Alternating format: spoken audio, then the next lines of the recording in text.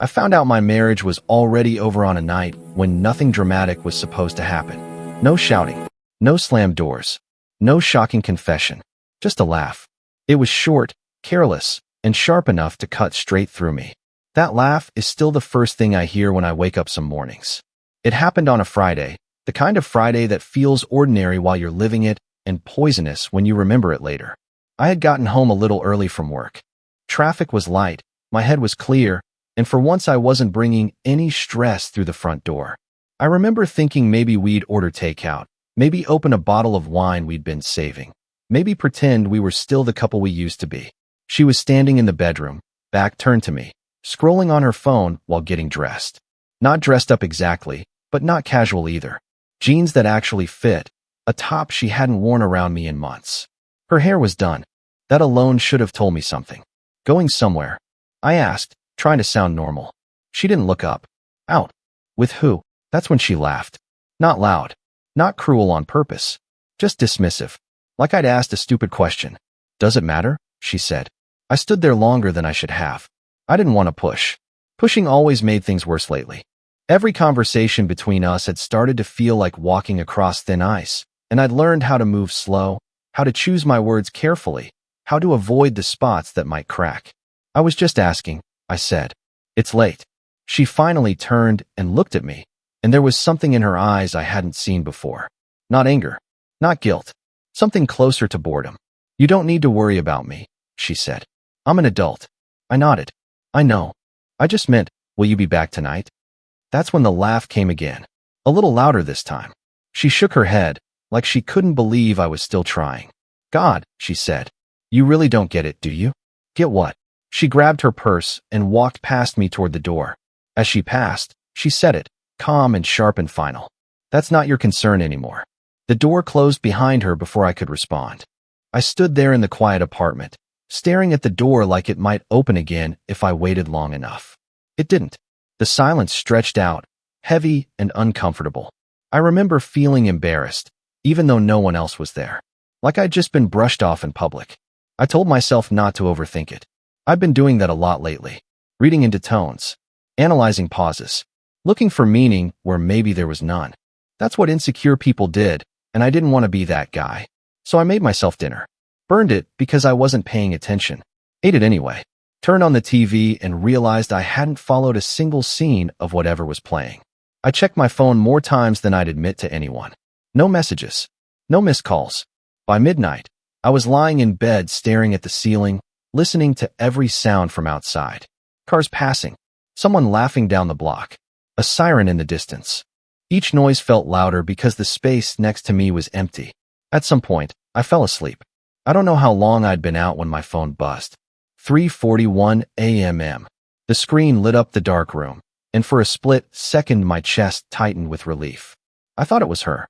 I thought maybe she was calling to say she was okay, or that she needed a ride, or even just to say she wasn't coming home. But it wasn't her name on the screen. It was a number I didn't recognize. No voicemail. No call. Just a text message. If you want the truth, don't ask her. Step away. That was it. No explanation. No introduction. Just those 8 words. I sat up in bed, suddenly wide awake. I read the message again, then a third time. My first instinct was that it was a prank. A wrong number. Some drunk stranger sending nonsense at almost 4 in the morning. But something about it didn't feel random. I typed back, deleted it. Typed again, deleted it again. Finally, I locked the phone and set it face down on the nightstand like it might bite me. I didn't sleep after that. When morning came, sunlight filled the room like nothing was wrong. Birds outside. A neighbor's alarm going off. The normal sounds of life continuing, completely unaware that mine felt like it was hanging by a thread. She came home around 10. I was in the kitchen, pretending to read the news on my phone. I heard the door open, keys dropping into the bowl by the entrance. She walked in like it was any other day. Hey, she said. Hey, I replied. She poured herself coffee, leaned against the counter, and started telling me about her night. About a friend who'd been going through stuff. About a bar that stayed open too late. About how exhausted she was. She sounded rehearsed. Not nervous. Comfortable. I watched her talk and realized something had shifted inside me. The words from that message echoed in my head. Step away. I didn't confront her. I didn't ask where she really was. I didn't mention the text. I nodded in the right places, said that's crazy at the right times, and listened like I always did. But I wasn't present anymore. I was already pulling back. Later that afternoon, while she was in the shower, I did something I'd never done in our entire relationship. I picked up my keys, grabbed my jacket, and left. No note. No explanation. I just walked out. As I closed the door behind me, I felt something unexpected. Not panic. Not rage. Relief. Like I'd finally stopped holding my breath. I drove without a destination for almost an hour. At first, I told myself I was just taking a break, clearing my head, doing what people say you should do when emotions start to get loud. But the truth was simpler. I didn't know where else to go. Home didn't feel like mine anymore, and everywhere else felt temporary. I ended up parking near a small park I used to walk through years ago, back when life felt lighter. I stayed in the car with the engine off, staring at nothing, replaying the last 24 hours in my head like a loop I couldn't stop. That laugh, that message, her calm voice that morning. None of it added up, and all of it did. My phone buzzed while it was sitting in the cup holder. I felt my stomach tighten before I even looked. This time it was her. "Where are you?" she texted. I didn't answer. A minute passed. Then another message. "Are you seriously ignoring me?" I locked the phone and set it aside. I wasn't doing it to punish her. I just needed space to hear my own thoughts for once. For years, I've been adjusting myself to keep things smooth between us. Letting comments slide. Letting silence replace conversations. Convincing myself that this was just how marriage settled over time. But sitting there alone, I realized something uncomfortable. I'd been shrinking. Around sunset, I checked into a cheap motel off the highway. Nothing fancy. Just a bed, a desk, and curtains that didn't quite close all the way. The kind of place you don't plan to stay, you just end up in. My phone was full by then. Missed calls. Texts swinging wildly between anger and concern. "Don't do this. This isn't funny. Please answer me. What's wrong with you?" I read them all without responding. Around midnight, the unknown number texted again. She doesn't know I reached out. My heart started pounding. I stared at the screen for a long time before typing back. "Who is this?" The reply came almost immediately. "Someone who got tired of watching you look stupid." That stung more than I expected. I could have fired back, could have demanded proof, could have told them to stay out of my marriage. Instead, I asked the only thing that mattered. "What do you want?" Another pause. Longer this time. "For you to stop being the last one to find out." I lay back on the bed, phone pressed to my chest, staring at the ceiling. Every instinct told me to dig deeper, to demand answers, to chase the truth no matter how ugly it was. But another part of me felt strangely calm, detached, like I'd already crossed some invisible line. "Why tell me?" I typed. "Because she laughs when she thinks she's winning." I didn't reply after that. The next morning, I woke up to sunlight cutting through the gap in the curtains and a headache that had nothing to do with alcohol. I checked my phone. No new messages from the unknown number. One voicemail from my wife. I didn't listen to it. Instead, I did something impulsive. I booked another night at the motel. When she finally tracked me down later that day, I wasn't surprised. She always knew how to get answers when she wanted them. She showed up in the parking lot just as I was coming back with a coffee. "There you are," she said, crossing her arms. "What is this?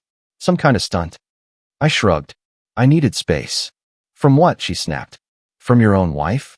I looked at her carefully. Really looked. The confidence in her posture.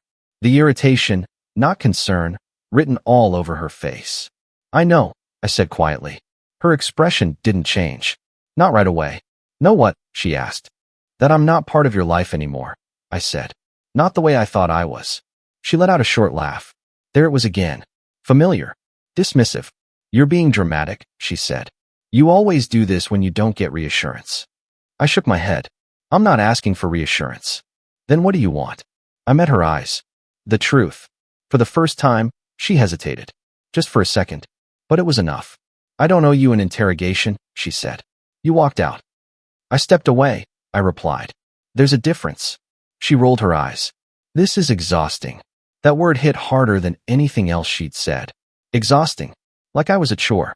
A burden. Something she had to manage. "I think you should go," I said. Her mouth opened slightly. "Excuse me. I'm not ready to talk," I said. "And honestly, I don't think you are either." She stared at me like she didn't recognize me. Maybe she didn't. I hadn't recognized myself until recently either. Fine, she said finally. But don't expect me to wait around while you have your little crisis. She walked away without looking back. That night, my phone buzzed again. Same number. Good, the message read. Now don't go back. I didn't reply to that message either. Not because I didn't want to, but because I was afraid that once I started pulling at that thread, everything would unravel too fast. I wasn't ready for whatever was waiting on the other end of that conversation. I needed time to get steady. The next few days blurred together. I went to work like nothing had changed, smiled at coworkers, sat through meetings, answered emails. On the outside, I looked normal. On the inside, I felt like I was watching my life from a few feet behind my own body. My wife kept texting. Less frantic now. More controlled. We need to talk like adults. You're blowing this out of proportion. This silence is unfair. I didn't respond to any of it. On the fourth day, I finally listened to the voicemail she'd left earlier in the week. Her voice was calm, almost professional. She said she was worried. She said she didn't understand why I was acting this way. She said she missed me. She never said she was sorry. That night, the unknown number called. I stared at the screen until it stopped ringing. A few seconds later, a text followed. I won't chase you, but this is your last warning. Something about the phrase last warning pushed me over the edge. I called the number back before I could talk myself out of it. A woman answered. Hi, she said, like she'd been expecting the call. My mouth went dry. Who are you? There was a pause, then a quiet sigh. My name doesn't matter, she said. What matters is that your wife isn't who you think she is. I already know that, I replied. No, she said gently. You know something is wrong. That's not the same thing. I leaned back against the motel bed, phone pressed to my ear. Then tell me. I can't do that over the phone, she said. Not everything. Why not? Because it's not just your marriage, she said. It's mine too. That landed heavy. Your husband, I said slowly. Yes. I closed my eyes. The pieces started clicking together in ways I didn't like. Are you saying? Yes, she interrupted. They're seeing each other. I didn't feel shock. Not the way people describe it. No explosion. No dizziness.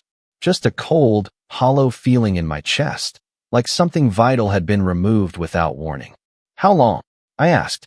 Long enough, she said. Long enough for lies to become habits. I rubbed my forehead. Why tell me now? Because I found out last week, she said. And I realized something. What? That confronting them would only make them better liars. Silence filled the line between us. I don't want revenge, she continued. I don't want drama. I just don't want to be the only one living in the dark. I thought about my wife's laugh. About the way she'd spoken to me lately. About how confident she'd been that morning in the kitchen. Where did you see them? I asked. Does it matter? She said. Yes, I replied. It does. Another pause. A hotel, she said. The same one you're staying at. My stomach dropped. What? They don't know you're here, she said quickly. I checked. Different floors. Different nights. I stood up, heart pounding now for the first time. Why here? Because it's close enough to home to feel safe, she said. And far enough to feel secret. I paced the room, adrenaline finally cutting through the numbness. Are you sure? I asked. About all of this? She didn't hesitate. I'm certain. I stopped pacing and leaned against the wall. Then what do you expect me to do? I asked. Nothing, she said. That's the point. Do nothing. Watch what happens when you stop reacting. After we hung up, I sat in silence for a long time. I thought about driving to the front desk, asking questions. I thought about knocking on doors, about demanding answers, about forcing the truth into the open. But her words stayed with me. Do nothing. The next evening, my wife showed up again. This time, she didn't yell. She didn't accuse. She looked nervous. You can't keep disappearing like this, she said. People are starting to ask questions. I raised an eyebrow. People. She waved it off. Friends. Family. Your friends. I asked. She didn't answer. I stepped closer. You're not worried about me, I said. You're worried about control. Her jaw tightened. That's not fair. Neither is lying, I replied. Her eyes flashed. What are you accusing me of? I held her gaze. You tell me. For the first time, she looked genuinely scared. And that's when I knew the silence was working. After that night, everything shifted. She stopped showing up unannounced. The texts slowed down. When she did reach out, her messages were careful, measured, like she was walking through a room full of fragile glass. I could feel her trying to figure out what I knew without ever asking directly. And I let her. I stayed at the motel another 3 nights. I kept my routine tight. Work, gym, dinner alone, back to the room. I didn't drink. I didn't scroll mindlessly. I spent my evenings thinking about the life I'd been living and how much of it had been built on assumption instead of truth. The woman called again 2 days later. I saw them, she said without preamble. When? I asked. Last night. My chest tightened. Here. Yes. I exhaled slowly. Did they see you? No, she said. They never look around. They think they're invisible. I pictured my wife walking through those halls with that same confident stride, that same expression she wore when she thought she was in control. The thought didn't make me angry the way I expected. It made me tired. What are you going to do? I asked. I'm leaving, she said. I signed a lease this morning. I nodded even though she couldn't see me. That's smart. What about you? She asked. I don't know yet, I said honestly. There was a brief silence. Then she spoke softer. Just don't let her rush you back into the dark. Later that night, my wife called. I answered this time. Where are you? She asked. Not home. You need to come back, she said. We can't keep doing this. We? I repeated. Yes, she said sharply. We're married. I leaned back on the bed. Married people don't talk to each other the way you talk to me. She scoffed. You're overreacting. I almost laughed at how predictable it sounded. I know about him, I said. The line went completely silent. I could hear her breathing. Slow. Controlled. She didn't hang up. She didn't deny it. Finally, she spoke. You don't know anything. I know enough, I replied. Her voice changed then. Lower. Defensive. Who told you? That's not important, I said. What matters is that you didn't. She swallowed hard. I could hear it. This isn't what you think, she said. It never is, I replied. She tried a different approach. We were going through a rough patch. You don't cheat because of a rough patch, I said. You cheat because you think you won't get caught. She snapped. So what? You're perfect. No, I said calmly. But I didn't lie to your face. Her voice rose. I didn't plan for this to happen. It always starts that way, I said. She went quiet again. When she spoke, her tone was different. Not angry. Not defensive. Scared. What do you want? She asked.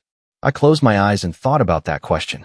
About how many times I'd asked myself the same thing over the years and never had a clear answer. I want honesty, I said. And I want space. For how long? I don't know, I replied. But not tonight. She exhaled sharply. You're really doing this? Yes, I said. You're just going to walk away?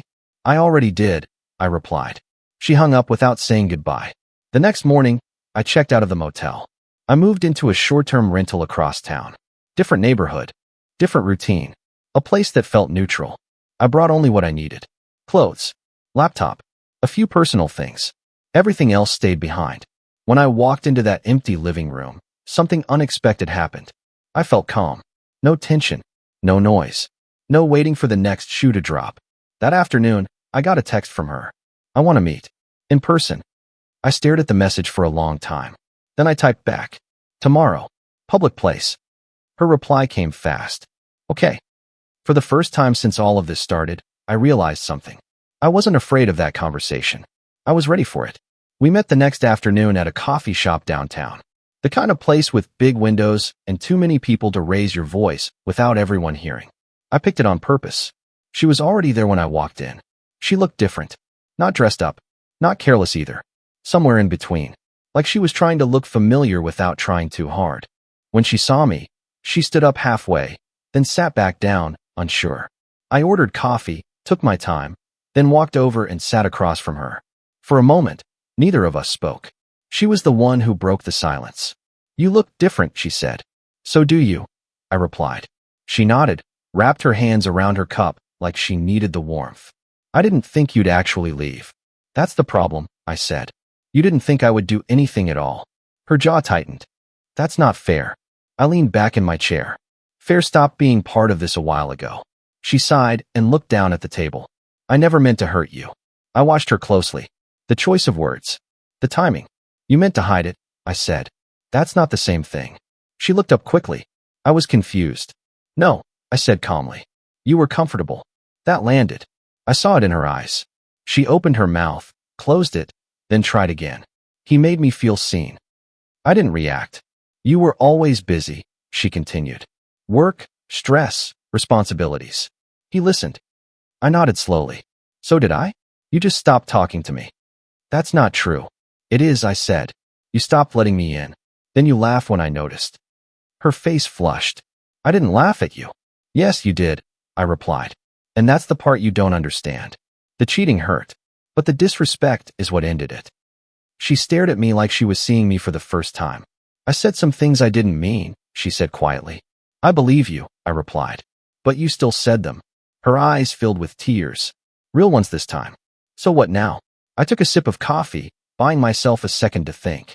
People were laughing around us. Talking. Living normal lives. It felt strange that something so heavy could exist in such a normal place. Now, I said, we stop pretending. Pretending what? That this is something we can rewind, I said. It isn't. She shook her head. We can fix this. I looked at her and felt something surprising. Nothing. No anger. No longing. No urge to save her from the consequences. Fixing something requires truth, I said. And you only tell the truth when you're cornered. That's not fair, she repeated. I'm not here to be fair, I replied. I'm here to be done. Her breathing became uneven. So that's it. I nodded.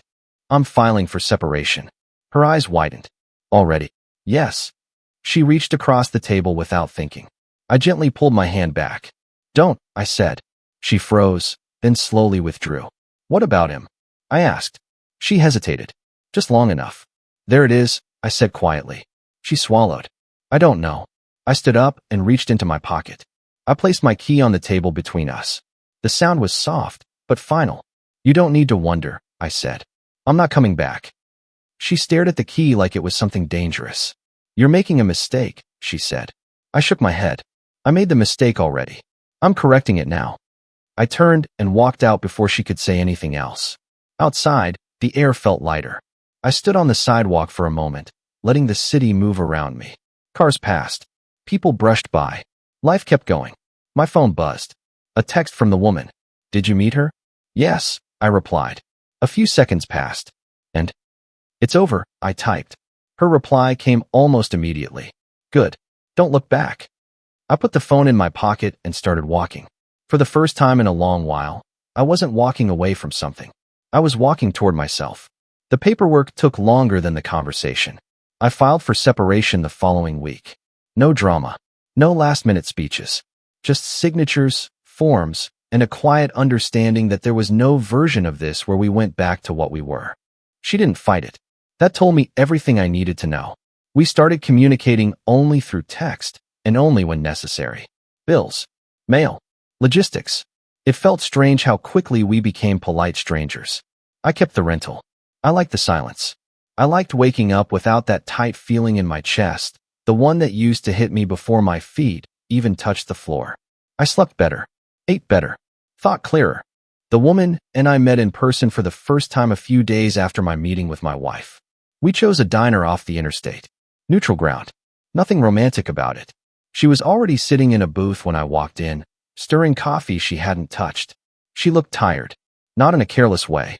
In a way that comes from carrying something heavy for too long. Hi, she said. Hi. We sat in silence for a moment, both unsure how to start. There was no script for this.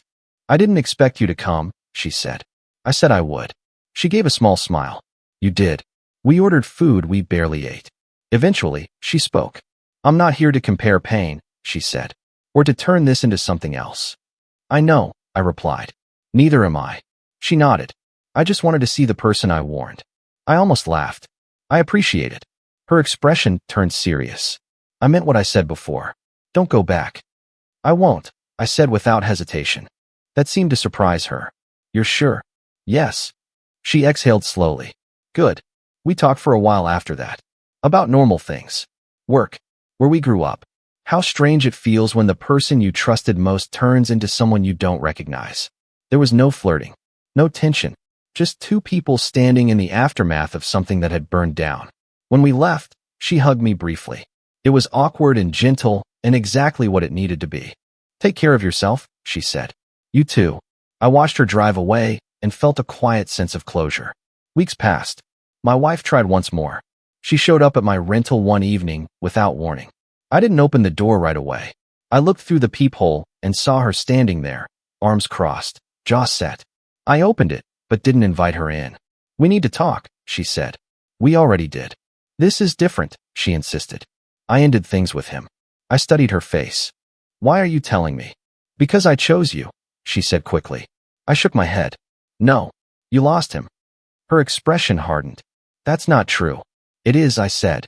"If he hadn't pulled away, you wouldn't be standing here." She stepped closer. "I made a mistake." "Yes," I said calmly. "And now you have to live with it." She stared at me, searching for something. Anger, weakness, doubt. She didn't find any. "You're really done," she said quietly. "Yes." She nodded slowly, like she was finally hearing me. "Goodbye," I said. She stood there for a few seconds longer, then turned and walked away. I closed the door and leaned my forehead against it. I didn't feel victorious. I felt free. Freedom is quieter than people make it sound. There was no rush of happiness. No sudden feeling that everything was perfect. What there was, instead, was space. Mental space. Emotional space. Room to notice things again. The way mornings felt when I didn't dread checking my phone. The way silence could be calm instead of heavy. I started rebuilding my routine on purpose. Not to distract myself, but to ground myself. Early mornings. Long walks. Cooking real meals instead of grabbing whatever was fastest. I stopped filling every empty moment with noise. And slowly, something unexpected happened. I started remembering who I was before I'd become careful all the time. My wife and I still had to untangle practical things. The apartment. The shared accounts. The life we'd built on paper. Each interaction was short and controlled. She tried to keep things friendly, almost nostalgic. I didn't engage. Every time we spoke, I was reminded how different we'd become. Or maybe how different she'd become while I was busy adapting. The woman reached out once more. Just a message. "How are you holding up?" I stared at the screen before answering. "Better than I expected." Her reply came a few minutes later. "That means you're doing it right." We didn't talk much after that. We didn't need to. Some people enter your life to stay. Others enter to wake you up. I knew which one she was. A month after I moved out, I went back to the old apartment for the last time. She wasn't there. She'd left the key under the mat like we agreed. Walking inside felt strange. Like visiting a house that no longer belonged to me, even though my things were still there. I packed what was left. Books. Old photos I couldn't bring myself to throw away yet. A jacket I hadn't worn in years. I found the note I'd left on the counter that first day. "I know everything." I stared at it for a long moment before folding it up and slipping it into my pocket. Not as a reminder of her. As a reminder of me. When I walked out, I didn't look back. Time kept moving. Friends noticed the change before I did. They said I looked calmer. Lighter. Like I wasn't carrying something invisible anymore. I didn't tell them the details. I didn't need to. The story wasn't the point. The point was the choice. One night, months later, I ran into my wife by accident at a grocery store. I saw her before she saw me. She looked thinner, tired, less certain. When our eyes met, she froze for half a second. "Hey," she said. "Hey, how have you been?" "Good," I replied. And it wasn't a lie. She nodded slowly. "I'm glad." We stood there awkwardly between the produce and the cereal aisle. Two people who used to share a life now connected only by memory. "I didn't think you'd actually be happier," she said quietly. I met her eyes. "Neither did you." That stung. I saw it land. "I hope you find what you're looking for," I said. She hesitated, then nodded. "You too." We walked away in opposite directions. I didn't feel sad. I didn't feel angry. I felt finished. That night, back in my apartment, I sat by the window and watched the city lights flicker on. I thought about how close I'd come to staying, to swallowing my doubts, to choosing familiarity over self-respect. I understood something then that I wish I'd learned earlier. Love isn't proven by how much you tolerate. It's proven by how much you refuse to lose yourself. And once you see that clearly, you can't unsee it. Not ever. The divorce was finalized on a Tuesday morning. No courtroom. No speeches. Just a quiet confirmation through email that a chapter of my life was officially closed. I stared at the screen longer than necessary, waiting for some kind of reaction inside myself. Relief. Sadness. Anger. Something. What I felt instead was acceptance. I took the day off work and drove to the coast. I hadn't planned it. I just kept going until the city thinned out and the air changed. I parked near the water and walked until my phone lost signal. The ocean was gray and calm, stretching out like it had no interest in my problems. I sat on a rock and let the wind hit my face. For the first time, I let myself think about the future without attaching it to anyone else. No we, no us, just me. I realized how long it had been since I'd done that. A few days later, I ran into someone from work at a small bar near my place. We'd talked before, casually, but never outside the office. Her name was Claire. She had an easy laugh and a way of listening that didn't feel like waiting for her turn to speak. We talked for an hour, then two. She didn't ask about my past. I didn't offer it. That felt important. When she asked if I wanted to grab dinner sometime, I didn't hesitate. Not because I was ready for something new, but because I trusted myself enough to know I wouldn't disappear into someone else again. We took it slow. Coffee, walks, long conversations that didn't feel heavy. I paid attention to how I felt around her. Not excited in a desperate way, not anxious, just present. One night, weeks later, she asked me what had ended my marriage. I told her the truth. Not every detail, just enough. She listened without interrupting. When I finished, she didn't try to fix anything. She didn't judge. She just nodded. That must have been hard, she said. It was, I replied. But it taught me something. What? How to walk away. She smiled softly. That's a good thing to know. As things grew between us, I noticed how different this felt. There was no guessing. No silent tests. No power games. When something bothered her, she said it. When something bothered me, I did the same. It wasn't perfect. It was honest. One evening, as we sat on my couch, my phone buzzed with a message from an unknown number. I didn't need to open it to know who it was. I hope you're well, the message read. I'm moving out of state. I stared at the screen for a moment, then typed back. I hope you find peace. That was it. I deleted the conversation and set the phone down. Claire looked over. Everything okay? Yes, I said, smiling. Everything's fine. And for the first time in a long time, that wasn't something I had to convince myself of. It was just true. Life settled into something steady after that. Not exciting in the way movies make it look, but solid. Predictable in the best sense. I learned to trust that calm didn't mean something bad was coming. It just meant things were okay. Claire and I didn't rush labels. We didn't need them. We showed up for each other in small, consistent ways. Dinners after work. Weekend hikes. Quiet nights where conversation drifted and faded without pressure. One night, months later, she stayed over for the first time. We lay in bed talking about nothing important. At some point, she asked a simple question. Do you ever think about her? I considered it honestly. Not the way I used to, I said. More like a lesson than a person. She nodded, satisfied with that answer. A week after that, I received a letter forwarded from my old address. I recognized my ex-wife's handwriting immediately. I didn't open it right away. I left it on the counter for 2 days, letting myself decide whether I needed to read it at all. Curiosity won in the end. She wrote about regret, about realizing too late what she'd thrown away, about how losing me had forced her to look at herself in ways she'd avoided for years. There were apologies. There was no accountability. I folded the letter and put it away without responding. Some closures don't require conversation. Around the same time, the woman who'd warned me sent one final message. I'm doing better, she wrote. I hope you are too. I am, I replied. Thank you for telling me the truth. Her response came a few minutes later. You did the hard part. That stayed with me. One evening, Claire and I were cooking dinner together when she dropped a glass. It shattered across the kitchen floor. She froze, immediately apologizing, like she expected anger. I laughed gently and grabbed the broom. It's just a glass, I said. She looked at me for a moment, then smiled. You're different. Different how? Safe, she said. That word meant more to me than she probably realized. Safety wasn't about walls or control. It was about knowing you could be yourself without punishment. Months passed. Seasons changed. My life no longer felt like something I was surviving. It felt like something I was living. One night, sitting on the balcony, I thought back to that first laugh. The one that had cut through me without even trying. I realized something then. If she hadn't laughed, I might have stayed.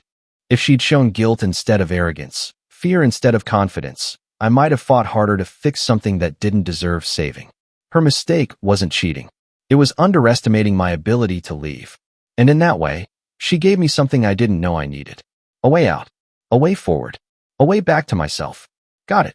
Here is part 9, written as a continuous, polished continuation in the same voice and style, checked for consistency and flow. Life settled into something steady after that. Not exciting in the way movies make it look, but solid.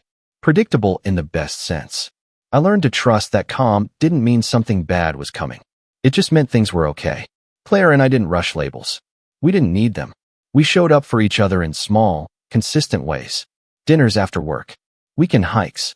Quiet nights where conversation drifted and faded without pressure. One night, months later, she stayed over for the first time. We lay in bed talking about nothing important. At some point, she asked a simple question. Do you ever think about her? I considered it honestly. Not the way I used to, I said. More like a lesson than a person. She nodded, satisfied with that answer. A week after that, I received a letter forwarded from my old address. I recognized my ex-wife's handwriting immediately. I didn't open it right away. I left it on the counter for 2 days, letting myself decide whether I needed to read it at all. Curiosity won in the end. She wrote about regret. About realizing too late what she'd thrown away. About how losing me had forced her to look at herself in ways she'd avoided for years. There were apologies. There was no accountability. I folded the letter and put it away without responding. Some closures don't require conversation. Around the same time, the woman who'd warned me sent one final message. I'm doing better, she wrote. I hope you are too. I am, I replied. Thank you for telling me the truth. Her response came a few minutes later. You did the hard part. That stayed with me. One evening, Claire and I were cooking dinner together when she dropped a glass. It shattered across the kitchen floor. She froze, immediately apologizing, like she expected anger. I laughed gently and grabbed the broom. It's just a glass, I said. She looked at me for a moment, then smiled. You're different, she said. Different how? Safe, she said.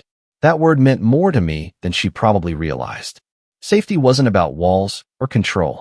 It was about knowing you could be yourself without punishment. Months passed. Seasons changed. My life no longer felt like something I was surviving. It felt like something I was living. One night, sitting on the balcony, I thought back to that first laugh. The one that had cut through me without even trying. I realized something then. If she hadn't laughed, I might have stayed. If she'd shown guilt instead of arrogance, fear instead of confidence, I might have fought harder to fix something that didn't deserve saving. Her mistake wasn't cheating. It was underestimating my ability to leave. And in that way, she gave me something I didn't know I needed. A way out. A way forward. A way back to myself. The final part picks up naturally, bringing closure to the story and the emotional journey. Here's part 10, finish. Months turned into a year. I stopped counting the days since the divorce, stopped thinking in terms of before and after. Life was no longer a series of reactions. It was a series of choices I made deliberately.